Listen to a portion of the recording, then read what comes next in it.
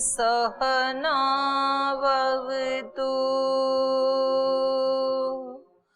सहनौ भुनक्तु सह वीर्यं करवावहै तेजस्विनावधीतमस्तु मा विद्विषावहै। ॐ शान्ति शान्ति शान्तिः।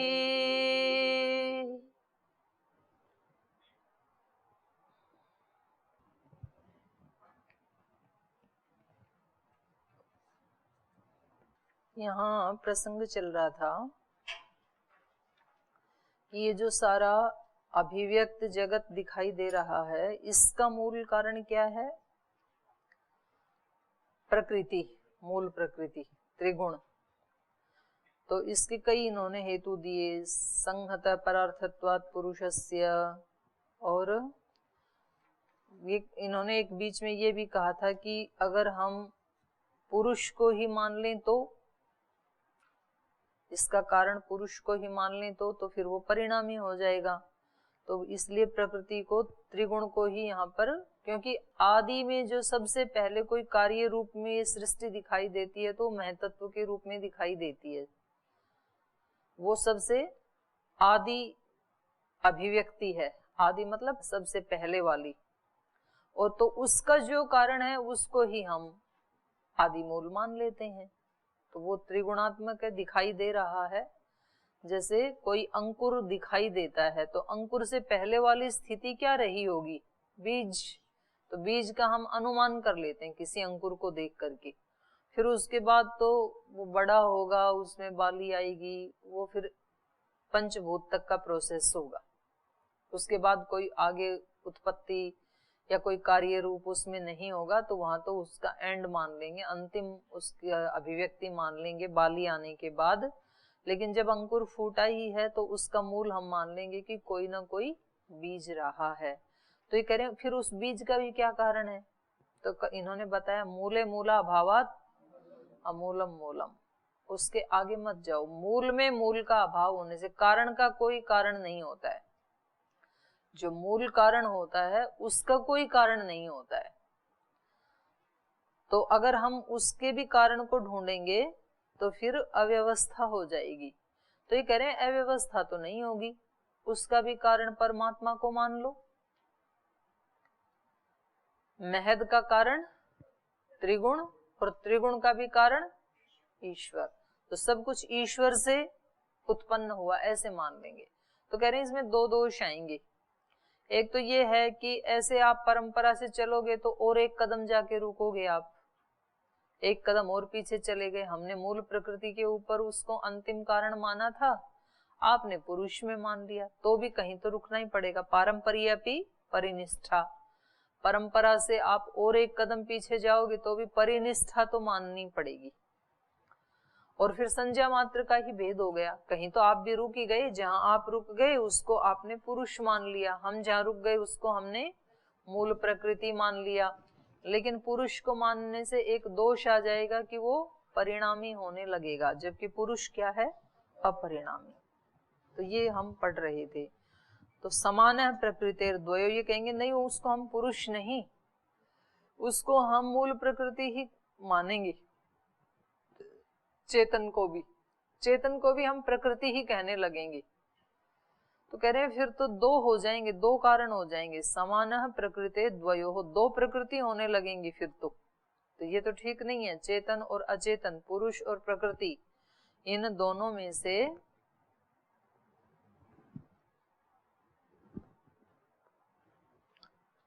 जगत का जो उपादान कारण है वो तो प्रकृति को मानना ही क्या होगा? ठीक रहेगा। तो नहीं तो सामंजस्य बिगड़ जाएगा इनका। तो ये अवधारणा हो गई कि मूल प्रकृति ही जगत का मूल कारण है, क्योंकि वो परिणामी नहीं है, तो चेतन उसका कारण नहीं हो सकता है, क्योंकि चेतन तो अपरिणामी है। तो ये कह रहे हैं कि जब एक ही इसका कारण है और उससे ही सारे पदार्थ बने हैं, तो एक जैसे ही होने चाहिए, फिर ये अलग अलग ये विचित्र प्रकार की सृष्टि क्यों है? तो कहा अधिकारी त्रैविध्यात् न नियमः, अधिकारियों के 3 प्रकार के होने से ये विचित्रता है।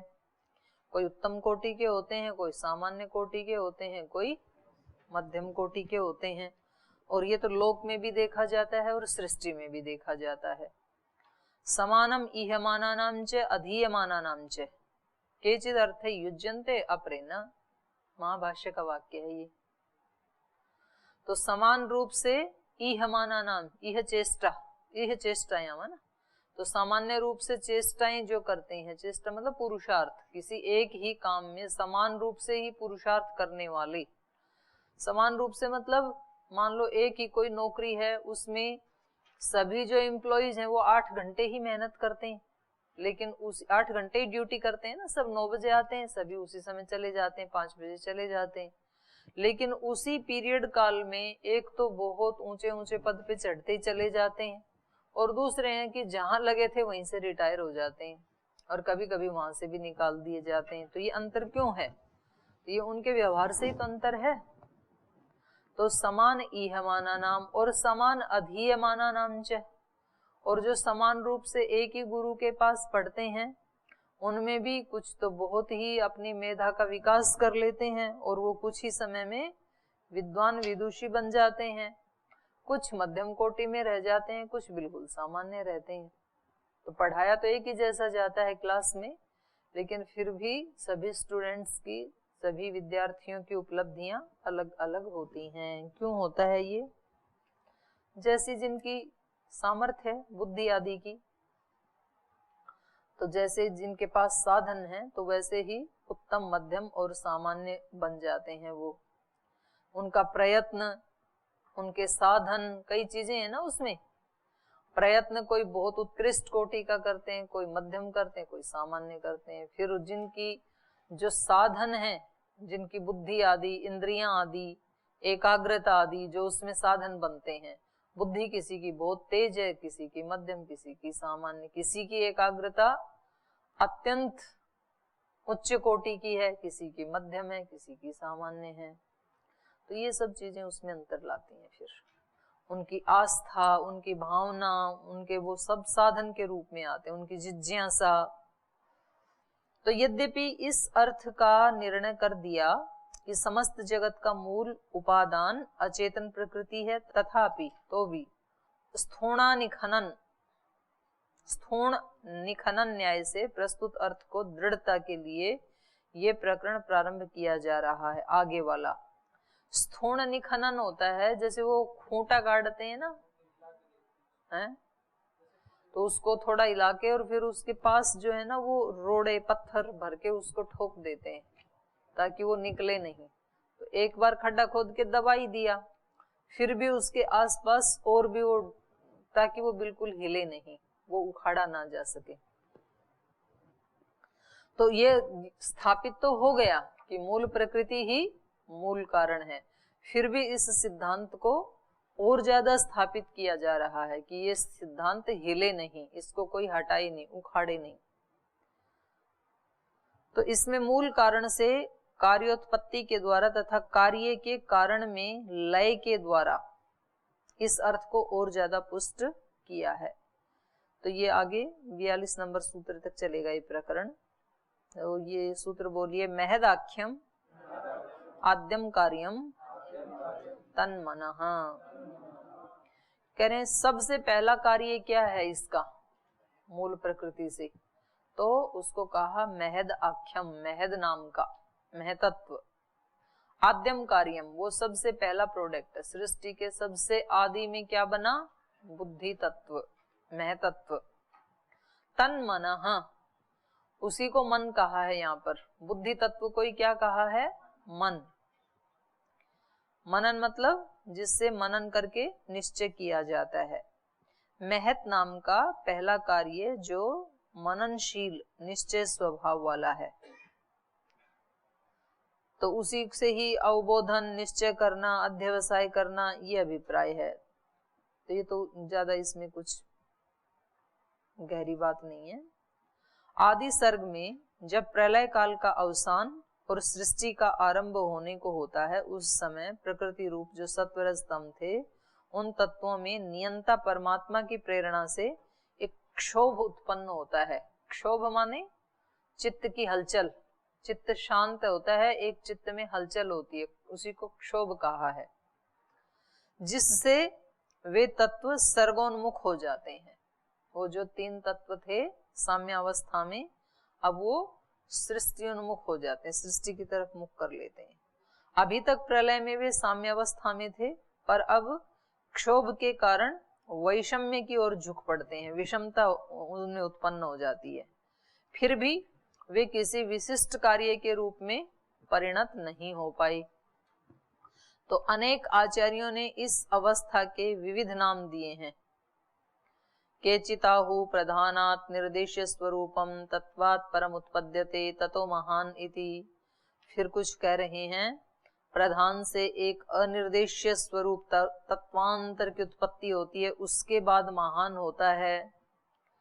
और कुछ कह रहे हैं प्रकृति और महतत्व के बीच में यहाँ एक ऐसे तत्वांतर का संकेत किया गया है जिसके स्वरूप का इदम इत्थम निर्देश नहीं किया जा सकता। ये ऐसा है ये नहीं कहा जा सकता, पर कुछ तो बना है इनके बीच में।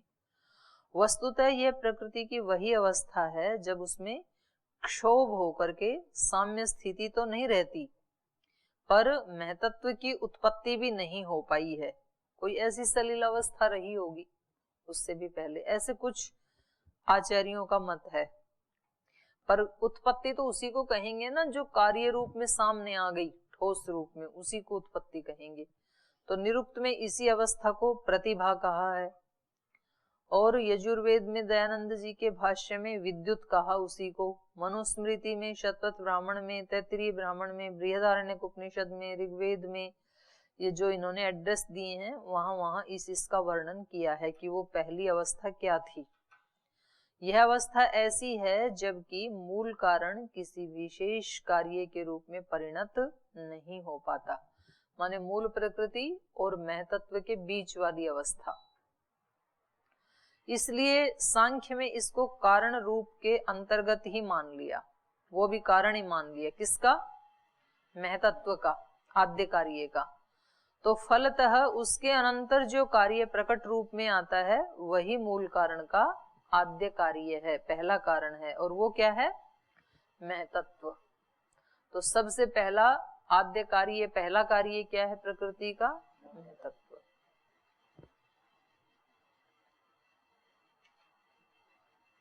इसको ना एक जैसे उसमें भी आया है जो ऋग्वेद में जो सृष्टि सूक्त है, नासदीय सूक्त है, न सदा सीनो सदा सीत न सीद्रजो न व्योम परोयत न सत न असत। तो वो एक ऐसे जैसे एक लिक्विड जैसी अवस्था होती है ना, ऐसी अवस्था है वो, सलील अवस्था। ना तो कोई वो कुछ बनी है प्रकृति, कोई कार्य, और वो बिल्कुल कुछ भी नहीं है ये भी नहीं कह सकते। न सत आसीत न असत आसीत, उसको सत भी नहीं कह सकते कि कुछ है, और ये भी नहीं कह सकते कुछ भी नहीं है। तो वो प्रोसेस तो है ही।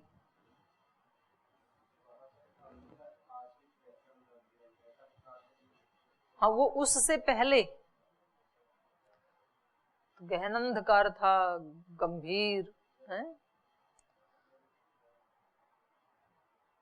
तो ये क्षोभ जो स्थिति है ना, जैसे क्रोध से पहले वाली स्थिति का नाम है क्षोभ। क्षोभ है मतलब साम्यावस्था नहीं रही, समता नहीं रही, कुछ हलचल हो गई चित्त में भी। आपने सुना है ना, उसको क्षोभ उत्पन्न हो गया। तो जैसे माता पिता गुरुजन जब डांटते हैं तो वो क्या होता है? क्षोभ। तो उसमें भावना बुरी नहीं होती है क्षोभ में,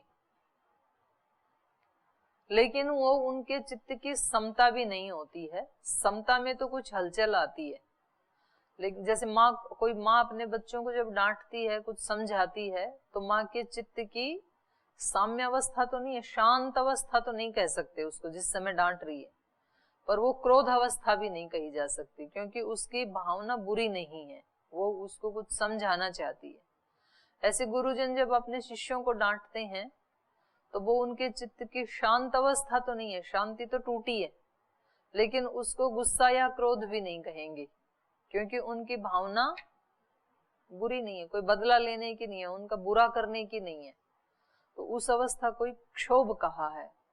तो यहाँ भी प्रकृति में भी क्षोभ उत्पन्न हुआ चेतन की, ईश्वर की प्रेरणा से। तो यहाँ प्रकृति का कोई उद्देश्य कोई बुरा करना नहीं है, बल्कि कुछ नए सृजन के लिए, जहां वो थी उससे कुछ नया सृजन हो, इसलिए क्षोभ उत्पन्न होता है। फिर उसके बाद क्या उत्पन्न हुआ? चर्मो हंकारः, सूत्र बोलो। उससे अगला बना अहंकार। चर्म माने उससे अगला, महतत्व से अगला। फिर क्या हुआ?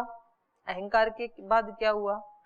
तत्कार्यत्वम उत्तरेशम। और कह रहे हैं कि वो जो अहंकार बना इंद्रिय और तन मात्राओं की उत्पत्ति के लिए, तो तत्कार्यत्वम, उस अहंकार के ही कार्य हैं। उत्तरेशम, उत्तर कहे जाने वाले, उत्तर वाले जो हैं अर्थात 5 तन्मात्राएं और 11 इंद्रियां, वो इसी के कार्य हैं। तत्कार्यत्वम माने अहंकार कार्यत्वम। उत्तरेशम, उत्तर वालों का जो संज्ञा है वो क्या है? अहंकार कार्यत्व, अहंकार के कार्य। तो प्रकृति की मूल उपादानता, फिर उनके भी 5 तन्मात्राओं के भी कार्य क्या हो जाएंगे? 5 भूत। तो ऐसे ये बन गई सृष्टि। फिर प्रकृति की मूल उपादानता इस रूप में भी पुष्ट होती है कि जब प्रलय का अवसर आता है तो प्रत्येक कार्य अपने कारण में लीन हो जाता है, और अंत में सब कुछ मूल प्रकृति में लीन हो जाता है। तो कह रहे हैं ये तो सृष्टि की अवस्था है कि जब बनने लगता है तो पहले मैं तत्व, फिर अहंकार, फिर उससे 11 इंद्रियां, 5 तन्मात्राएं, फिर उनसे 5 भूत। और जब प्रलय होती है तो क्रम उल्टा, प्रतिप्रसव हो जाता है। ये प्रसव है प्रकृति का, वो प्रतिप्रसव है। फिर वो लीन होते जाते हैं, लीन होते होते लास्ट में मूल प्रकृति में लीन हो गई। तो इसलिए आगे बता रहे हैं कि वो इस कारण से भी, क्योंकि सब कुछ अंत में जाकर के प्रकृति में ही लीन होता है, और शुरू में सब कुछ प्रकृति से ही प्रसव होता है, इसलिए भी वो क्या है? सबका मूल कारण है। तो सूत्र बोले आद्य हेतुता तद्वारा पारंपर्येपि अणुवत। तो परंपरा से भी अणु के समान प्रकृति की ही आद्य हेतुता सिद्ध होती है। सब किस में लीन होते हैं? प्रकृति में। तो आदि हेतु कौन बना? मूल प्रकृति। तो उसकी ही आद्य हेतुता सिद्ध होती है अणु के समान। अणु के समान मतलब जैसे ये सारा स्थूल जगत है, ये किस में जाकर के सिमट जाता है? अणुओं में। जब अणु में जाकर के सृष्टि की समाप्ति हो जाती है, जैसे प्रलय होगी तो ये सब चीजें ही तो नष्ट हो जाएंगी ना। तो जैसे बड़े बड़े पर्वत हैं, जैसे आपका ये मकान है जिसमें बैठ के आप पढ़ रहे हैं, तो पहले इसकी प्रलय अवस्था करके देख लो। तो जब इसको नष्ट करो, एक कुछ तो नाट रहे ना जी, इसकी ना करो, प्रलय तो होगी, हम हमारे मना करने से थोड़ी, वो तो होगी, सृष्टि का नियम है ना। तो फिर इसका पहले बड़े बड़े टुकड़े हो जाएंगे, फिर और छोटे हो जाएंगे, फिर और छोटे हो जाएंगे, फिर बिल्कुल चूर्ण बन गया, फिर उस चूर्ण को भी और नाइस चूर्ण बन गया। तो अंत में जाकर के उसके कितने टुकड़े करेंगे? अंत में जो बचेगा वो एक परमाणु बचेगा। परमाणु मतलब उससे ज्यादा टुकड़ा नहीं किया जा सकता है उसका। चूर्ण से भी सूक्ष्म रूप जो हो गया वो क्या हो जाएगा? अणु। या अणु का मतलब है परमाणु।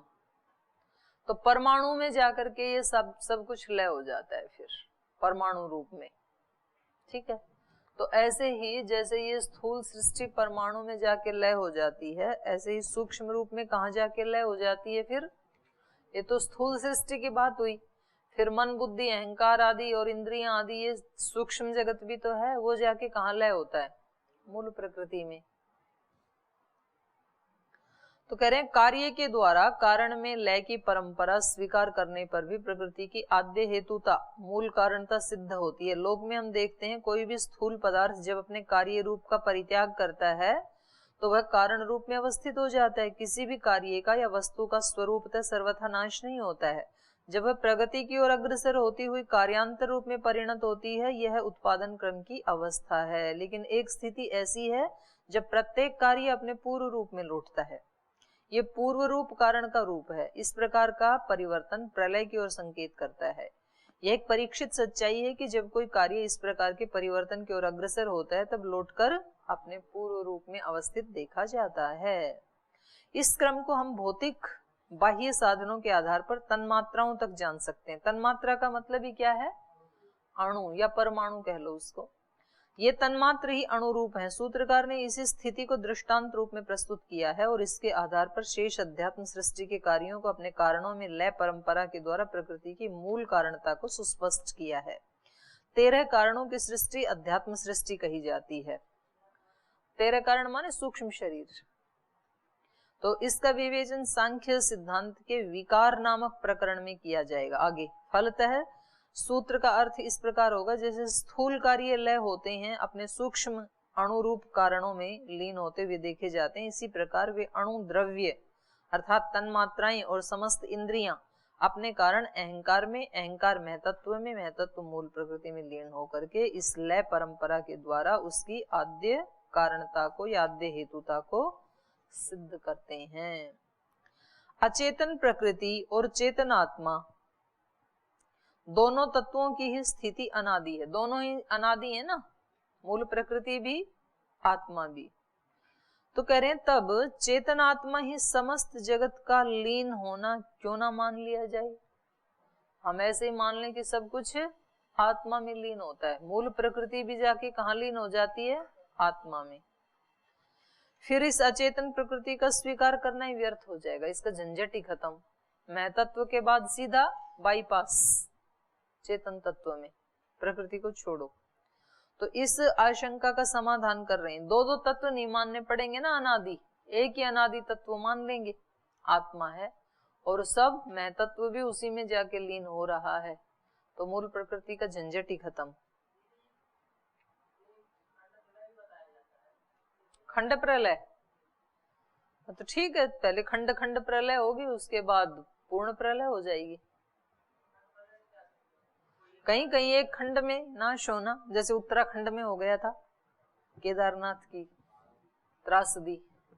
अभी भी सृष्टि में कहीं कहीं होते ही रहते हैं, तो वही खंड प्रलय है।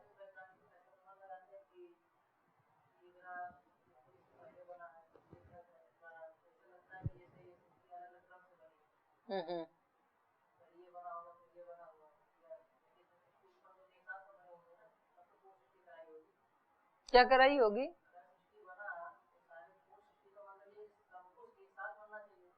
नहीं, ये तो कह रहे हैं कि क्रमशः बनी है। पहले महतत्व बना, फिर उससे अहंकार बना, ऐसे ही बता रहे हैं, क्रमशः ही बता रहे हैं।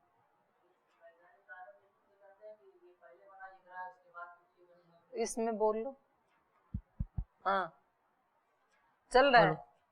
वैज्ञानिक का मानना है कि जैसे अभी चंद्रमा को लेकर कहा, तो चंद्रमा को लगभग समकक्ष बताते हैं पृथ्वी के, लेकिन कुछ अन्य ग्रह ऐसे भी बताए हैं कि ये पृथ्वी के बाद बनी, कुछ ग्रह ऐसे बताते हैं पृथ्वी के पहले बनी। तो इससे ये स्पष्ट हो रहा है कि सारी सृष्टि एक साथ नहीं बनी। ठीक है, ये भी ऐसे ही कह रहे हैं। तो विरोध तो कहाँ आ गया? आपके दिमाग में आ गया क्या? खंड प्रलय क्या समझे? मान लीजिए पृथ्वी केवल नष्ट हो जाए जिसपे हम हैं, बाकी अन्य ग्रह उपग्रह हैं जी। खंड प्रलय क्या समझे? मान लीजिए कोई एक ग्रह ब्रह्मांड का अनेकों जो ग्रह हैं उसमें से कोई एक पूर्णता नष्ट हो जाए, ये खंड प्रलय है। उनमें से एक कोई पूर्णता नष्ट हो जाए, पूर्ण रूपेण ना। हम तो अपने वाली पृथ्वी की ही प्रलय को प्रलय मानते हैं, बाकी यूनिवर्स की प्रलय तो हमें क्या पता, उसको तो जान ही नहीं सकते हैं। तो महाप्रलय तो ऐसी स्थिति बताते हैं कि सब कुछ नष्ट हो जाता, केवल परमात्मा शेष रह जाता, इसलिए उसका नाम शेष है। तो इससे ये स्पष्ट हुआ कि ब्रह्मांड में कुछ भी नहीं बच रहा है फिर। और अगर हम ये मान के चले केवल पृथ्वी ही नष्ट हो रही है तो बाकी तो शेष बच रहे हैं। ये तो अभी भी वैज्ञानिकों ने इसकी तो खोज कर ली कि हमारी जैसी पृथ्वी की तो बात छोड़ो, पृथ्वी तो बहुत छोटा सा चिन्ना सा है। जितनी सूर्य है ना, ऐसे ऐसे सूर्य रोजाना उत्पन्न होते हैं और रोज नष्ट हो रहे हैं। ये वैज्ञानिकों की खोज बता रही है। तो इस यूनिवर्स को जानना कोई मतलब दिमाग के पार की बात है, वो उसको नहीं जान सकते। ब्लास्ट हो रहे हैं इतने बड़े बड़े, जो ज्योति पुंज है ना, वो बता रहे थे ना उस दिन स्वामी जी डोमेट वाले, उनके वहां कोई एक बहुत बड़े साइंटिस्ट आते हैं, वो बता रहे थे कि ऐसे ऐसे जो हैं रोजाना और जो अपना सूर्य है ना, ऐसे ऐसे सूर्य इस सारे यूनिवर्स में 40,000 करोड़ हैं। 40,000 करोड़। और ऐसे ऐसे रोजाना बनते रहते हैं और ब्लास्ट होते रहते हैं। बहुत ही अत्यंत विशाल है ये, तो हम कह नहीं सकते। ये बात हो रही है अपने वाली पृथ्वी की, अपने वाली। तो यूनिवर्स भंग कभी नहीं होगा। तो इस सृष्टि की जो उत्पत्ति है वो भी क्रमशः हुई है, यही कह रहे हैं ये भी।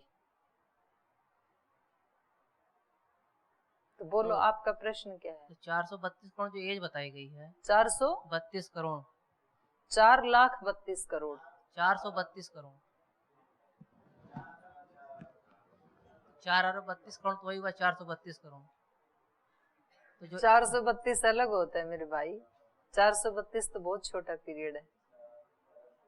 432 करोड़ बोल रहे हैं तो 4 अरब 32 4 अरब। तो ये जो एज बताई गई है तो ये तो कलयुग की है, एक नहीं। नहीं, कलयुग की तो 43। नहीं, ये सृष्टि का नहीं है, ये कलयुग की वो है अवधि। नहीं, मैं पूरी सृष्टि बता रहे हैं जो 432 करोड़ एज है, या 4 अरब 32 करोड़ जिसे बोलते हैं। पूरी सृष्टि की नहीं है, ये केवल कलयुग की है ये गणना। ऐसे ऐसे एक सृष्टि में 4 युग होते हैं। नहीं, कलयुग की गणना तो कलयुग से जस्ट डबल होता है फिर ना। है? कलयुग की एज तो 4,32,000 है। मैं पूरी सृष्टि का बोल रहा हूँ कि 4 अरब 32 करोड़। चलो कोई बात नहीं, इसकी गणना कल अच्छे से देख लेना। प्रश्न बताओ। तो इस हिसाब से तो पृथ्वी 432 करोड़ में नष्ट होगी। ये जो है ना 4,32 करोड़ वाला जो गणना है ये कलयुग की है, और ये इसको एक चतुर्युगी बोलते हैं, एक चतुर्युगी। और ऐसी ऐसी 71 सृष्टि होता है। वैशेषिक में पढ़ लेना, वो आचार्य आनंद प्रकाश जी ने उसकी गणना की है। प्रश्न क्या है? कहने का मतलब ये है कि जैसे हम लोग यज्ञ करते हैं तो काल की गणना करते हैं संकल्प पाठ में, ठीक है। अगर उस हिसाब से देखा जाए तो जिस दिन अंतिम दिन होगा दिवस और यज्ञ कर रहे हैं, अंतिम दिन किसका? आपका? सृष्टि का। उस हिसाब से तो जब जैसे बोला गया कि 432वें करोड़ में नष्ट हो जाएगा, अब उस दिन लोग यज्ञ कर रहे होंगे इसी परंपरा से। नहीं कर रहे होंगे ना, पहले नहीं कैसे कर रहे होंगे, तो हो आ लेंगे पहले ही।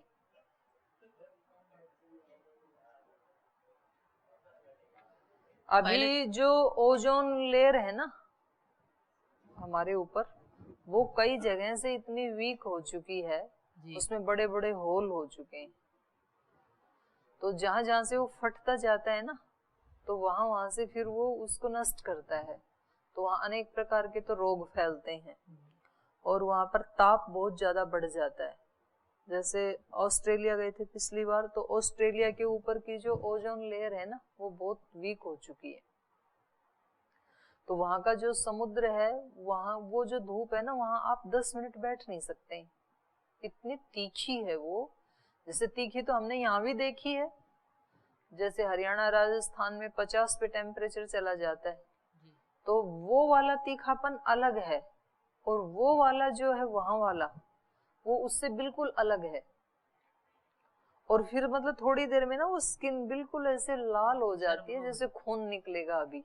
तो वो समुद्र में जाके डुबकी मारते हैं, फिर थोड़ी देर बैठते हैं, ऐसे ऐसे वो लोग जीते हैं। तो इस तरह से कहीं पर वो ओजोन लाइन लहर है वो फट रही है, तो कहीं बादल फट रहा है, कहीं कुछ हो रहा है, इस तरह से आप कहाँ यज्ञ करते मिलोगे अंतिम दिन? तो आपका तो यज्ञ पहले ही हो लेगा। वही तो होगा, इस परंपरा से करता कोई नहीं होगा, पहले ही हो लेंगे। उसके बाद पेड़ पौधे जाएंगे, पहले मनुष्य जाति हटेगी, पशु जाति हटेगी, इसी क्रम से कृषि हटेगी। ऐसे मतलब जैसे दूसरे विद्वान लोग अनुमान करते हैं, अनुमान प्रमाण से क्या होगा कोई नहीं जानता है।